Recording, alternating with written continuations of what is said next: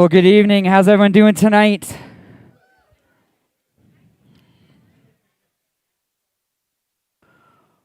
All right, we're glad you guys are here tonight.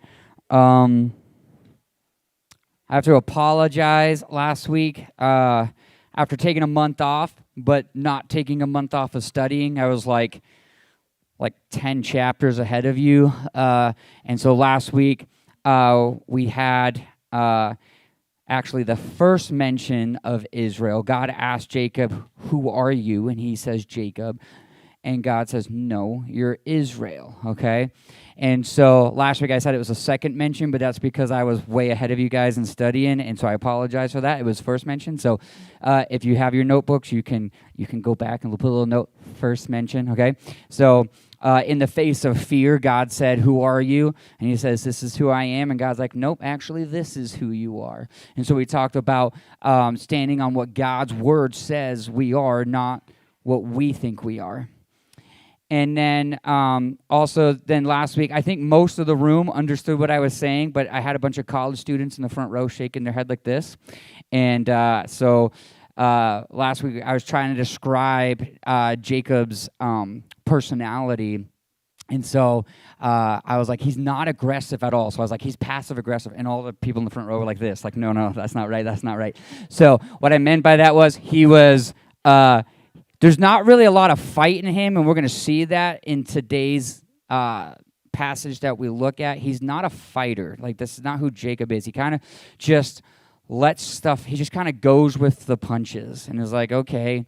And so we saw that in the Hebrew, and if you put it with scriptures from the New Testament, that Jacob wasn't a cheat. He didn't steal the birthright. If you read it in the Hebrew, that he was seeking after the things of God, and Esau despised the things of God.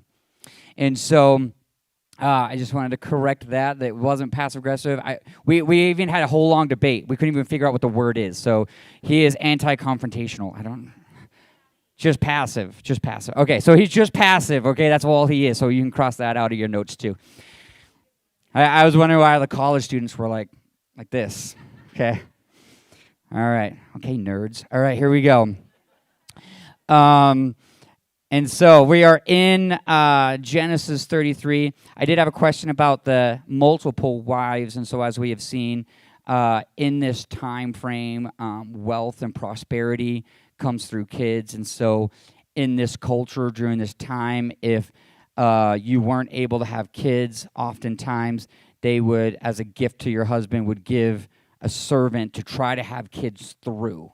Okay, so this is what Bilhah and Zilpah were, what they were. We wanted to add to the blessing of the promises.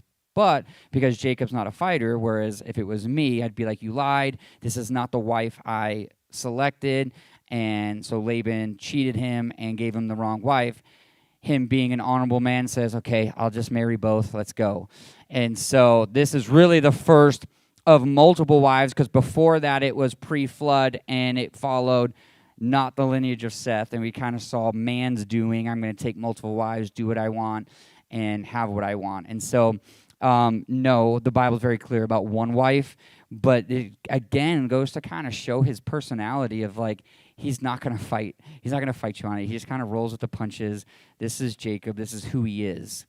And so we're going to look at this tonight. But we saw that Jacob is this very real man of faith. He's a man of faith, yet he experiences fear probably more than we have. But even though he's got situations probably worse than ours, he's a very real dude that even though he is listed in the Bible as a man of faith, that he experiences fear.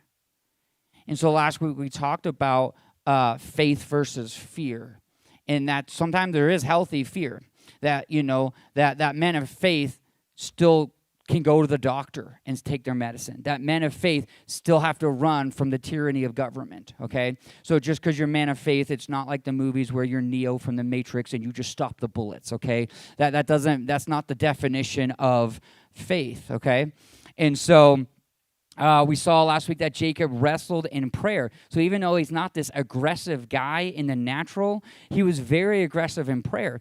And he wrestled with God in prayer. He was afraid. He's like, I'm not letting go. I'm doing what you told me to do. I'm acting in obedience. You've told me to leave. You told me to go home. I'm afraid. And he's wrestling in fear.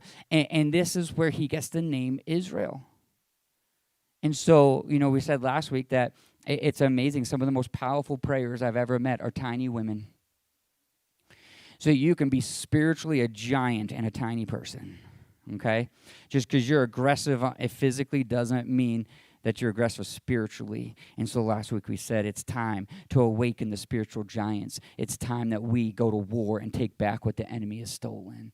That we become people who will wrestle in prayer and say, I'm not going to just have fast food, Jesus, where I pray for 30 seconds. Well, I guess God wasn't willing. No, I'm going to wrestle in prayer until I see results.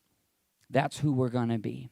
And so we saw last week that Esau is on his way with 400 men. And we saw that 400 men was not a welcome party, but the number 4 had global implications. And so he's coming to show that he's got the world with him. And so we pick it up in Genesis 33. And so let's just pray real quick. Father, we thank you for tonight, God. We thank you for the chance to dive into your word. We thank you that your word is powerful and alive and sharper than any two-edged sword, and it's useful for us in every season of our life. And so tonight, speak to us tonight through your word. In the name of Jesus we pray. Amen. So chapter 33, verse 1, then Jacob looked up and saw Esau coming with his 400 men. 400 is your blank. 400 men. So he divided the children among Leah, Rachel, and his 2 servant wives. And he put the servant wives and their children out at the front, Leah and her children next, and Rachel and Joseph last. Okay, so if there's ever any debate in your home about who's the favorite, there is no longer a debate in this family. Oh, an army of 400's coming. You're going first. So, in the Carlson family, me and Crystal are by far the favorites. And so then maybe Ken and Candace would be out next, and then Sam and Ricky be further on down the line. It's okay. We're the favorites. It's good. I've got the microphone, and, I'm a pastor. I wouldn't lie. We're the favorites. Okay. That's right. Speak it into being. So... But you can see here, though, what's interesting is that Rachel is the love of his life. He's the wife he chose, even though he got cheated and he got tricked into marrying Leah, that she is the love of his life. And we're going to see this in later, just who his favorite kids are, that she's the love of his life. And so, verse 3, then Jacob went on ahead, and he approached his brother. He bowed to the ground 7 times before him. Then Esau ran to meet him and embraced him and threw his arms around his neck and kissed him, and they both wept. Then Esau looked at the women and children and asked, who are these people with you? These are children God has graciously given to me, your servant, Jacob replied. Then the servant wives came forward with their children and bowed before him, and next Leah with her children, and they bowed before him, and finally Joseph and Rachel came forward and bowed before him. So we saw last week that as he's telling his servants what to say, that the word Lord was a sign of respect. Like, I still respect you as the older brother. And the phrase servant was, I'm coming humbly. I'm humbly coming to you, and I still respect you as the older brother. But after 20 years apart, the brothers greet each other with hugs and crying. And so Jacob introduces his family as a gift is the blank, that God has graciously given to him. See, family is a gift. And I think sometimes we get busy in life and we don't take time to appreciate the gift that God's given us. And so in Psalm 127, verse 3, it says, children are a gift from the Lord. They are a reward. Reward is your blank from him. So those of you that have kids, you know that this is true. It is reward. My greatest reward is my 2 boys. My house is the funnest house ever. It is all Marvel, Pokemon, wrestling, and monster trucks. Yeah! That's my house right there. Like, I mean, my Elijah called me on the phone from the car today and said, Dad, can we battle tonight? Because last time I beat you. You're going down, son. Just wait. So I told him not tonight, but tomorrow night it'll be a Royal Rumble in my basement. Just you wait and see. And so, but family is a gift and a reward from God. Verse 8, and what are all these flocks and herds I met as I came? Esau asked Jacob. Jacob replied, they are a gift, my Lord, to ensure your friendship. My brother, I have plenty, Esau answered. Keep what you have for yourself. And so Esau has done very well for himself. And if you remember, the thing that they were fighting about was a blessing that didn't affect them. It affected their descendants. It was a blessing that they themselves would never, ever live to even see. Okay? And so we saw this, that a blessing that Esau, he didn't want. The Bible said he despised the things of God. He didn't even want it. He sold it for some soup. I don't even care. And so he left the promised land, and but has done very well for himself. And so he says, we're good. We're good, brother. We're good. Now notice, Jacob is coming like, he's giving respect as their older brother, like, hey, I'm humbly coming. And Esau's like, dude, we're good. He just calls him brother. Brother, we're good. We're good. You don't need to do this. And so in verse 10, but Jacob insisted, no, if I have found favor with you, please accept this gift from me. And what a relief to see your friendly smile. It is like seeing the face of God. Please take this gift I've brought for you, for God has been very gracious to me. I have more than enough. And because Jacob insisted, Esau finally accepted the gift. And so he's like, I'm just trying to ensure, like, again, he's not a fighter. He is making sure that it is very clear, I'm coming in friendship. I need you to take this gift so that I can relax. I mean, he literally has like gone forward in fear. 400 men are like running at them, and he just needs to make sure that this isn't a trick. Like, just take the gift. Please take the gift. Just take it. And so but what's interesting is Esau's friendship was an answer to prayer. Prayer is your blank. It's an answer to prayer. This is what he was wrestling with God over. He's like, he was moving forward in obedience, but he was afraid. And God has answered his prayer that after 20 years, Esau's friendship is what he asked for. And so it says, for God has been very gracious to me, and when we receive God's gracious blessing, it causes us to be generous. And generous is your blank. It's like the message we preach sometimes. If God can get it through you, he'll get it to you. If you want the blessings of God to stop, then let it stop at you. If they don't go any further, then the blessings stop right there. It's like a faucet. If you want to turn on the blessings of God, then turn the faucet on and let it flow. When God is blessing you, you become a generous person and you bless other people. And God's like, oh, I can get it to these people. I'm going to keep getting it to you.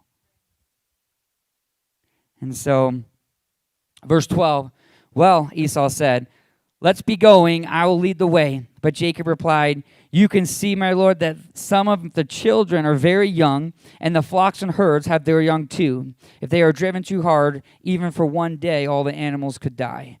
Please, my Lord, go ahead of your servant. We will follow slowly at a pace that is comfortable for the livestock and the children. I will meet you in Seir. All right, Esau said, but at least let me assign some of my men to guide and protect you. Jacob responding, that's not necessary. It's enough that you receive me warmly, my Lord. So Esau turned around and started back to Seir that same day. He's like, it's not necessary. The only person I was afraid of was you. And we're friends now, so we're good. We're good. And so Jacob says, go ahead. We're going to move at a slower pace. He says, I will meet you in Seir. So it doesn't say he's going to bring his family there, okay?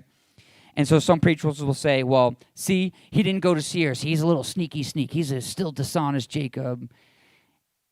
And so the life of Jacob, and I'm going to read some stuff to you from the Apocrypha possibly tonight if we have time. But the life of Jacob, it's not all recorded. I mean, literally, it'd be the size of the Bible or bigger if it recorded all the the activity of Jacob in his life. So we don't know when he went or how often he went, but it doesn't mean he didn't go. It doesn't say, I'm not, he never went. Okay? And so some scholars actually believe that Jacob was keeping the influences of Esau separate from his family. Like, I will come and see you, but I'm not going to bring my family to you. And so I kind of get this idea. I've got relatives that I don't want my kids around. I'll go visit them, and I am taking my kids to your house. I'm just not doing it. And so I kind of get this idea. Verse 17, Jacob, on the other hand, traveled to Succoth. There he built himself a house and made shelters for his livestock. This is why the place was named Succoth, which means shelters. Later, having traveled all the way from Padanaram, Jacob arrived safely at the town of Shechem in the land of Canaan. There he set up camp outside the town. Jacob bought the plot of land where he camped from the family Hamor, the father of Shechem, for 100 pieces of silver.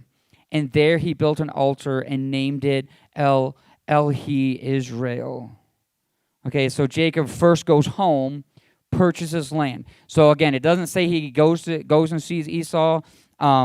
We don't know if he did or not, but he's going to get his affairs in order. I've traveled a long way. I'm going to set up my house, get my kids where they need to be. And if he had a relationship with Esau later, it wasn't until after he set up where he was going. And so this will be the word El-Elohe Israel means God of Israel, and this will be the first time we see the name God of Israel. So, we like to highlight first mentions in the Bible, God of Israel. And so tonight we're going to touch on some touchy subjects, but real quick, let's just look at the map real quick. So they are right here. So if you just kind of put an idea of where they are at, they're going to be up here north of the Dead Sea. And so Seir is going to be down here. We talked about it's down by where Petra is, okay? And so just some of you guys are visual people, like, I just need to see a map. Where are we? Okay, so they're north right here. And if you remember, they've traveled from way up there, okay? So, but tonight we're going to touch on some touchy subjects. And, a lot of times people will say stuff like, why would God allow things to happen? And I want to say that we live in a fallen world. Okay?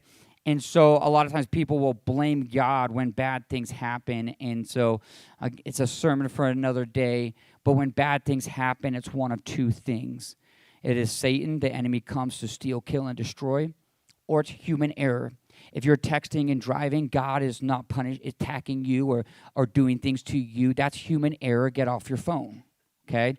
If you smoke cigarettes for 40 years and get lung cancer, God didn't give you lung cancer. That's human error. You smoked cigarettes for 40 years. Okay? So the enemy comes to steal, kill, and destroy, but God says, I have come that you may have life and you may have it more abundantly. So when we get into hard topics and we say, why would God allow this to happen? I want to challenge you to know the character of God. It is vitally important that you know who God is and you know his character. Because it's so easy to blame God like we're all puppets. I have no strings to hold me down. Why didn't God stop that? Well, because you're not a puppet. And we live in a fallen world. And so, in Genesis 34, verse 1, so that kind of ended last week's sermon. I couldn't fit it all in one sermon, so now this is where we're going to begin tonight. In 34, verse 1, one day Dinah, the daughter of Jacob and Leah, went to visit some of the young women who lived in the area. But when the local prince, Shechem, son of Hamor, the Hivite, saw Dinah, he seized her and raped her. But then he fell in love with her, and he tried to win her affection with tender words. He said to his father Hamor, get me this young girl. I want to marry her. Soon Jacob heard that Shechem had defiled his daughter Dinah, but since his sons were out in the fields herding his livestock, he said nothing until they returned. Again, he's not a fighter. I don't know about you, but I'd have plenty to say. And he says nothing. And so remember, Jacob is an honorable man, but he's not a warrior. We're going to see here he's not a fighter at all. He's not one to fight. He's anti-confrontational, but you better believe his sons, especially Judah, are very confrontational. And so, this is probably the exact opposite reaction every man in the room would probably have. And so Shechem sees her and seizes her and rapes her. And just to be very clear, this is nothing that Dinah did wrong.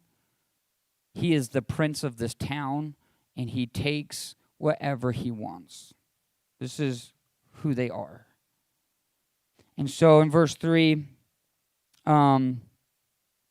he says, I really want this girl. And he tries to win her over, and even telling his father, I want to marry her. And he falls in love with her, and he tries to win her over with his words. And when I was a police officer, I saw this all the time in domestic violence, that after something occurred, it would be all the loving words you've ever heard, but there was actually no love there. And so the word young woman in the Hebrew is yelda, meaning girl. Your blank is girl. From the root word yelid, meaning child. So girl and child is your blank. Girl and child. So it's believed by Hebrew scholars because of the Hebrew verbiage. Remember, Hebrew language is very intentional on the words they use, but it's believed by Hebrew scholars by the Hebrew verbiage that Dinah was still a child, possibly as young as 8 or 9. Other scholars believe maybe she was a little bit older, possibly 12 or 13. So 8 or 9 and 12 or 13 is your blanks. And so it doesn't say how old Shechem is, but we're going to kind of get an idea of how old he is here in a little bit. But this behavior, we're going to see here in a little bit that he's a man. He's not a child himself. He's not a teenager himself.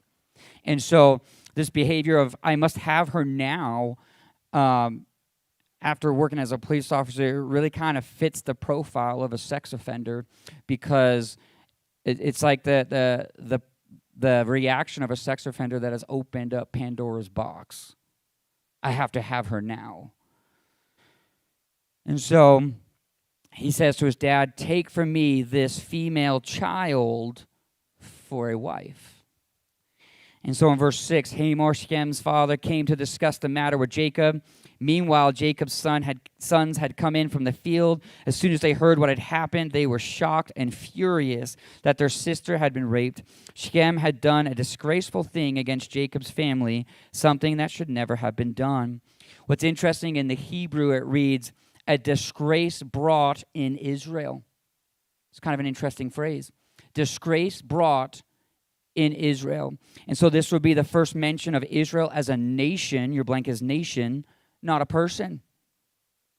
This is the first time Israel is mentioned as a nation, not a person. Verse 8, Hamor tried to speak with Jacob and his sons. My son Shechem is truly in love with your daughter, he said. Please, let him marry her. In fact, let's arrange other marriages too. Give us your daughters for your sons, and we will give you our daughters for your sons, and we may live among us in the land.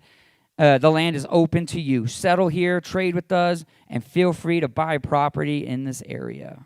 And so the wrong is done, and it appears that they're trying to bring restitution. But I want to point something out here that notice Hamor is not afraid of Jacob. Afraid is your blank. He's not afraid of him. He greatly outnumbers Jacob's family. And so they are royalty. They take whatever they want. He's not worried about bringing shame to his family name. Why? Because what has taken place is acceptable in their society and their culture. And so he says, let's make a union of marriage. He loves her. And so the Hebrew word, in the Hebrew it reads, loves in soul. That's how it reads in the Hebrew. Loves in soul. And the word love in the Hebrew is hazak, meaning to love to long for, or desire, delights in. Desire and delights is your blank. Desire and delights. And the word soul in the Hebrew is nephes, meaning self, life, appetite, mind, desire, emotions, and passion. Passion is your blank. So he doesn't actually love her, but he passionately longs for and desires and delights in her. And so it's not the nature of his feelings. If you read it in the Hebrew, it's not the nature of his feelings, but the strength of those feelings. And in your blank, there is strength. So again, it fits the profile of a sex offender who has opened Pandora's box. I must have this now. Now, Dinah is not with them. She's been taken captive, and she's being held against her will. Verse 11, then Shechem himself spoke to Dinah's father and brothers, please be kind to me. Let me marry her. He begged, I will give you whatever you ask. No matter what dowry or gift you demand, I will gladly pay it. Just give me the girl as my wife. So again, there's no apology. There's no remorse. It doesn't seem to be out of guilt, but desperation, because he desperately desires this girl. Verse 13, but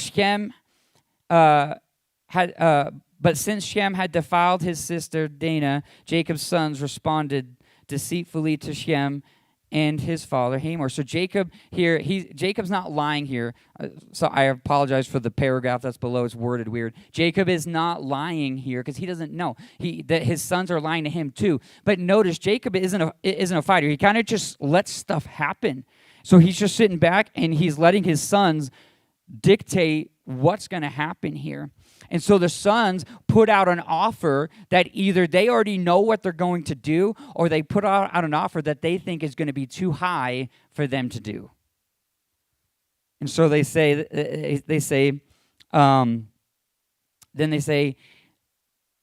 verse 14, they said to them, we couldn't possibly allow this because you're not circumcised. It would be a disgrace for our sister to marry a man like you. But here's a solution. If every man among you will be circumcised like we are, then we will give you our daughters, and we will take your daughters for ourselves. We will live among you and become one of your people. But if you don't agree to be circumcised, we will take her and be on our way.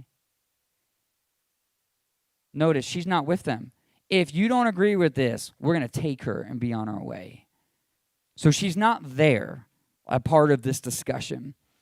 Verse 18, Hamor and his son Shechem agreed to the proposal. Shechem wasted no time in acting on this request, for he wanted Jacob's daughter desperately. Desperately is your blank. Again, it's the strength of his feelings, not the nature of his feelings. Shechem was highly respected. Your blank is respected. He was highly respected member of his family, and he went with his father Hamor to present the proposal to the leaders of at the town gate. If you remember, the town gate was where Abraham bought the lot of land where the cave of tombs was. It was where official meetings took place, was at the town gate.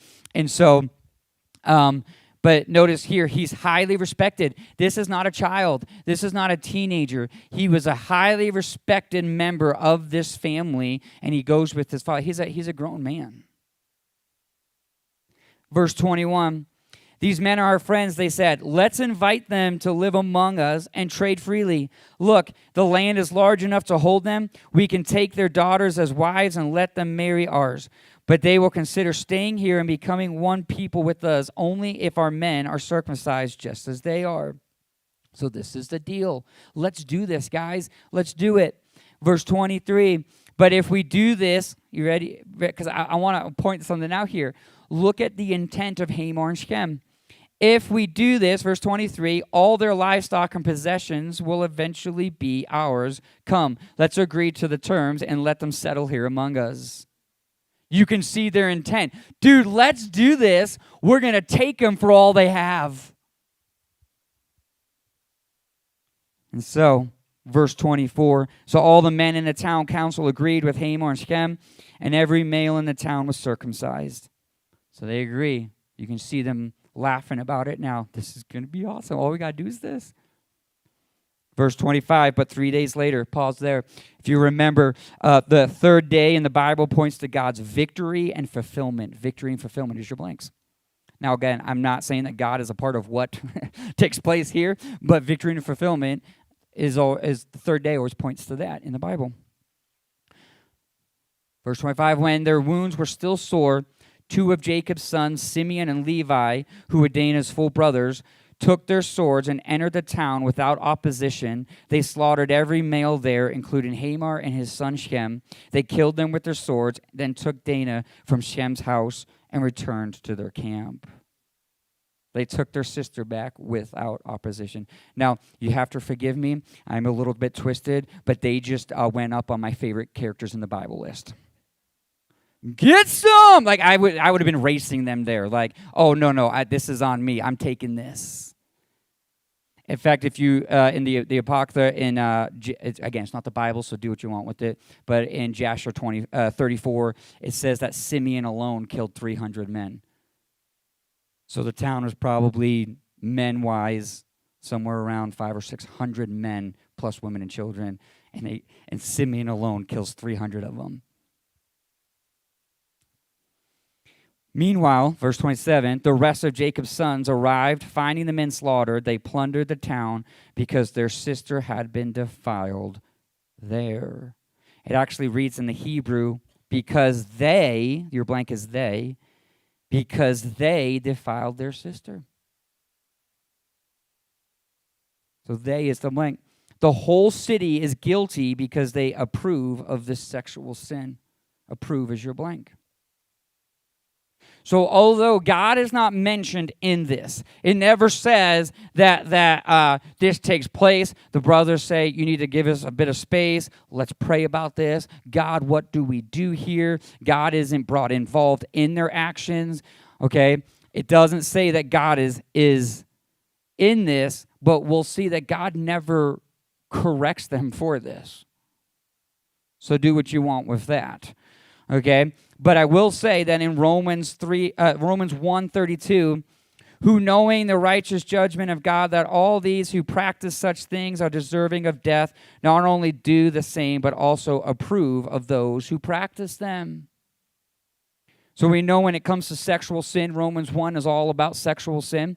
And it says that you are guilty just if you approve of it. What is going on in our nation today? They want your approval for all the sexual sin, and if you just won't approve, then you're not tolerant. No, I'm tolerating you right now because I'm not pulling a Simeon and Levi on you. Okay? Tolerance is not agreeing with. And so the world right now says you have to approve of this. And we need to be careful what we vote for. We need to be careful what we approve of. Because in our nation right now, there's a big push to sexualize children. A big push. And so, be careful what you approve of. You may find that you're guilty of a sin you never committed. Yeah, but God, I didn't commit that sin. Yeah, but you voted for it. All right, we won't talk about that then. Fine. I will say, we're going to see possibly Jacob's reaction to all of this here in a moment. And I'll say, we live in a fallen world. Why would God let this happen? And I think, again, we have to be careful what we approve of.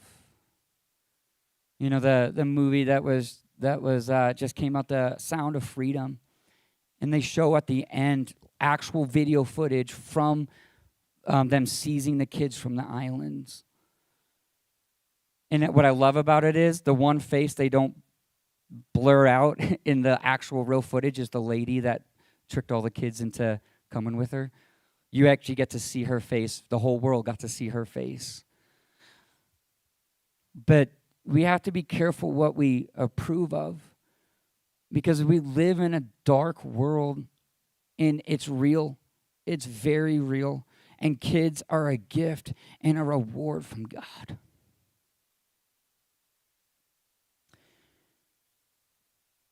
So be careful what you approve of. Verse 28, they seized all the flocks and herds and donkeys and everything they could lay their hands on, both inside the town and outside in the fields. They looted all their wealth and plundered their houses. They took all their little children and wives and led them away as captives. Again, what was the motive of the town? Their motive was to take Jacob and his family for everything they had. And what happens? Jacob's kids take them for everything they have. So Israel takes everything, and it never says God is with them, but it never says he rebukes them either. So again, do what you want with that. The fury of a family in disgrace. I'll say this in Psalms 127, verse 3. We read the first part already. Children are a gift from the Lord. They are a reward from him. Children born to a young man are like arrows in warriors' hands. You know, I'll just say this. You play stupid games, you win stupid prizes. And Shechem and his dad and the whole town won stupid prizes because they played stupid games. Verse 30, now we're going to see probably the godly way to respond to this, okay? That would be my response, but this is Jacob's, okay, because he's the man of faith, not me. Afterwards, Jacob said to Simeon and Levi, you have ruined me. You have made me stink among all the people of this land, among all the Canaanites, the Perizzites. We are so few that they will join forces and crush us. We will be ruined, and my entire household will be wiped out. Now, he's not arguing with what they did, but he's so anti-confrontational that he's like, what have you done? Now we're going to have to go to war. And the Bible doesn't say anything about any wars. Again, it's the Apocrypha, it's not God's word, but there's passages in the Apocrypha that talk about the wars that then all the surrounding towns were like, dude, did you see what they did? And they try to come up against them, and they flee in terror. With one guy. There's a passage, and for time's sake, I'm not going to read it. I was going to, but I'm not going to. That Judah, and it says that Judah, in the middle of this battle, his 3 servants die, and it says he burned with fury. You ever notice that, like Jesus is the Lion of Judah, but like, what does that even mean, you know? But if you read the Apocrypha, like Judah was the most fierce warrior you ever saw, and he burned with anger. He would take off running. He would take off running away from his army, just full speed at the other army and fight them alone. And it says, in one passage, it says that when they saw it was Judah running at them, the whole army fled and just the king was left alone. And he comes in and he slides and he puts his shield up, and the king tries to take his head and he blocks it with the shield and cuts off his feet. Woo! Like, I don't know, that's where I'm at. Like Judah, like you can see it right now. The reaction, I picture it being Judah that says it. But in verse 31 it says, but why should we let them treat our sister like a prostitute? They retorted angrily. I can just see it's Judah. I just know it is. Like, he's like, are you kidding me right now? Let's cut their feet off too. And so the response is, we're going to go to war with these people anyway. Look how evil they are. What are you afraid of, Dad? Then God said to Jacob, in your English Bible it's Jacob, but in the Hebrew it's Israel. So let's not change names just for the convenience of the reader.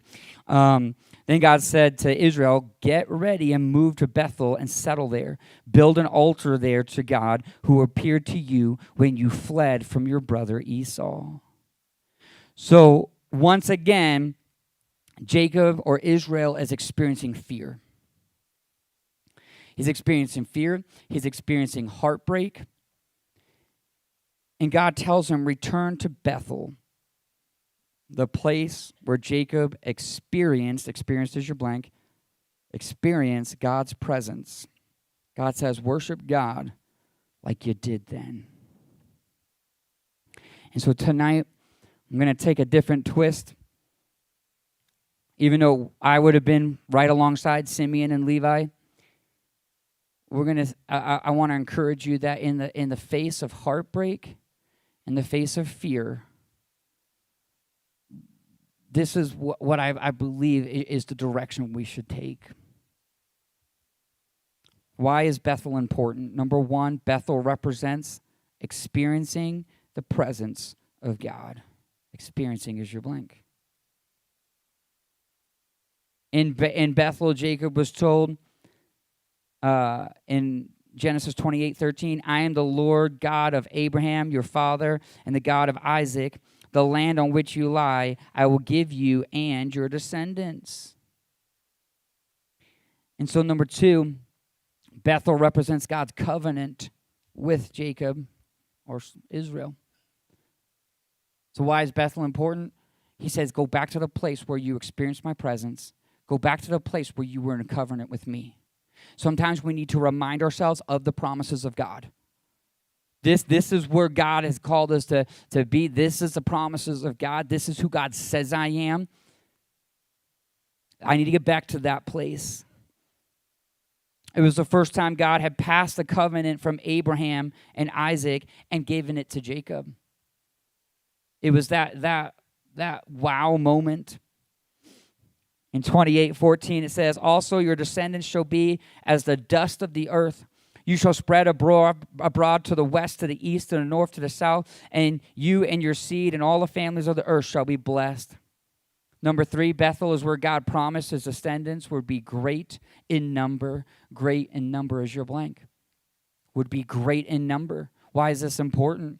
What is Jacob concerned about? Because he's not a warrior, because he's not a fighter. He's worried that their actions now is going to destroy them. We are outnumbered by all the people around us. And so God it says, hey, you need to get back to the place where I told you this. Your descendants are going to be great in number. You're not going to be destroyed. And so Genesis 28:15, this is recapping. Behold, I am with you. I will keep you wherever you go. I will bring you back to this land, for I will not leave you until I have done what I have spoken to you. And so number 4, Bethel is where God promised he would be with him. With him is your blank. In the seasons of heartbreak, in the seasons of dealing with the fallen world, we have to come back to a place of knowing that he is with us. You are not alone. If you're experiencing the heartbreak, his heart breaks for those things too. Number 5, Bethel is where God promised to complete what he started. I don't know why it says his. To complete what he started. So complete is your blank. He's going to complete what he started. So again, there's no correction for previous actions, but this is probably the correct way. Jacob stays out of it. He's like, what have you guys done? And God says, look, I know you're experiencing heartbreak. I want you to get back to the place where you experienced God. And tonight, if you're struggling with fear, if you're struggling with heartbreak, I want to challenge you, get back to the place where you experience God. Get back to a place where you're in covenant with God. Remind yourself of the promises of God. Remind yourself that God is with you. God will complete what he started. He's not done. If the problem is you and you've made mistakes, guess what? He's not done with you. He wants to complete what he started in you.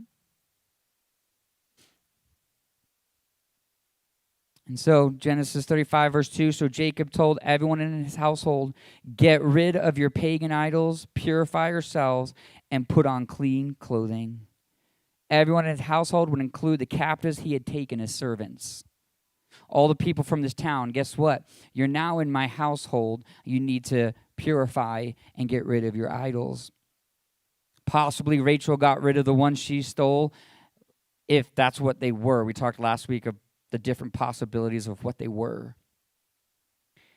But when we step into covenant with God, we must, number 1, clean house. You know, it's it's amazing how, in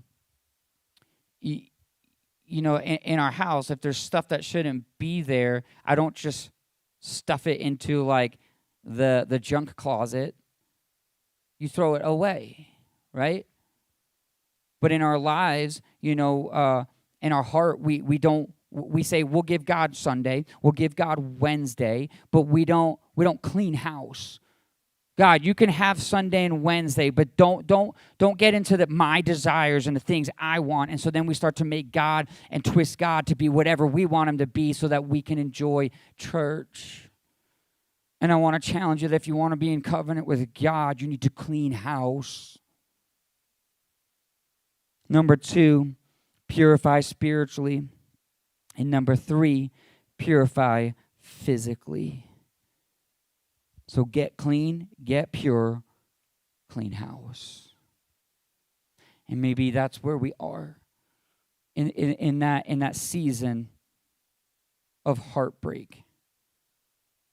Let's not worry about the other person, because vengeance is the Lord. Let's say, God, is there something that I need to deal with during this time? And I want to challenge you that part of cleaning house, that to cleaning, get spiritually clean, is forgiveness. Unforgiveness is like drinking poison, hoping the other person will get sick, and the only one who gets sick is you. It's time to clean house. God, you can have it. I release it to you. Verse 3, now we're going to Bethel, where I will build an altar to God who answered my prayers when I was in distress. He has been with me wherever I have gone. So they gave Jacob all their pagan idols and earrings, and he buried them under the great tree near Shechem. So the whole household, servants, and they all got ready to enter the presence of God. You want to experience God? Clean house. Don't bring all your garbage with you. Let's clean house.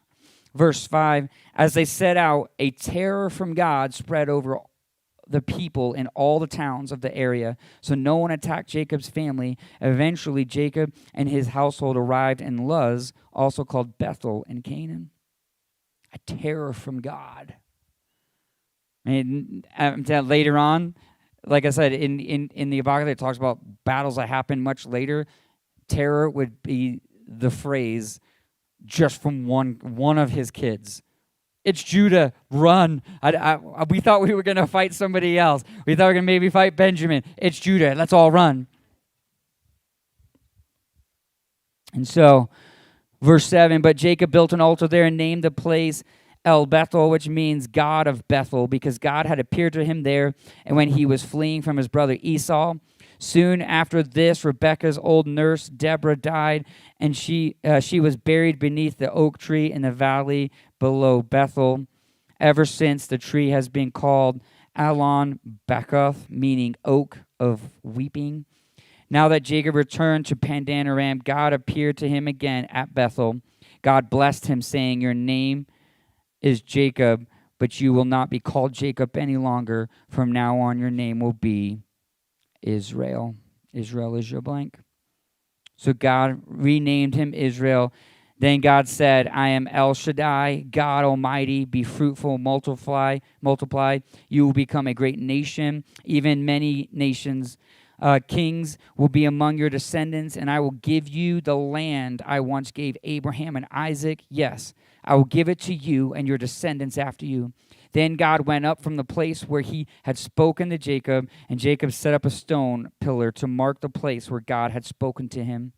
Then he poured wine over it as an offering to God and anointed the pillar with olive oil. And Jacob named the place Bethel, which means house of God, because God had spoken to him there. It's the same promise he gave Abraham and Isaac. He's reminding him again of the promise. He says, your name is now Israel. Well, we already know that because he had already told him that. He's reminding him of what I say about you. And I want to tell you tonight, if you're struggling with self-esteem, I challenge you to get into God's word and find out what he says about you. God is confirming for the second time that Jacob is Israel. Israel is your blank. He's reminding him during a time of fear who God is. He's reminding him of what he's promised and who Jacob is. Verse 16, leaving Bethel, Jacob and his clan moved on towards Ephrath, but Rachel went into labor while they were still some distance away. Her labor pains were intense. After a very hard delivery, the midwife finally exclaimed, "Don't be afraid, you have another son."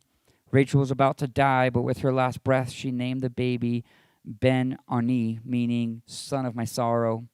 The baby's father, however, called him Benjamin, which means son of my right hand. So Rachel died and was buried on the way to Ephrath, that is Bethlehem. Jacob set up a stone monument over Rachel's grave, and it can be seen there to this day. Rachel dies giving birth to Benjamin. Benjamin is your blank. This is super sad because if you remember, Abraham and Isaac were married in the cave of pears with the love of their life. Who's the love of his life? Rachel. But because they're traveling, she doesn't get buried there. And what a hard lump to swallow. Talk about heartbreak. This whole passage is about heartbreak. He loses the love of his life. Horrible things happen to his family. And I want to challenge you, in the face of fear, in the face of heartbreak, get back to a place of experiencing the presence of God. Nobody can heal like the healer. Nobody can restore like the restorer. No one can provide like the provider. Even though it would have been my reaction too, let's not be Simeon and Levi and take matters into our own hands. Let's get back to a place where we just say, God, I need you. Let's clean house. Say, God, you can have the unforgiveness. You can have it. Just take it. My heart is broken. But you can have the pieces too. Just take all the pieces.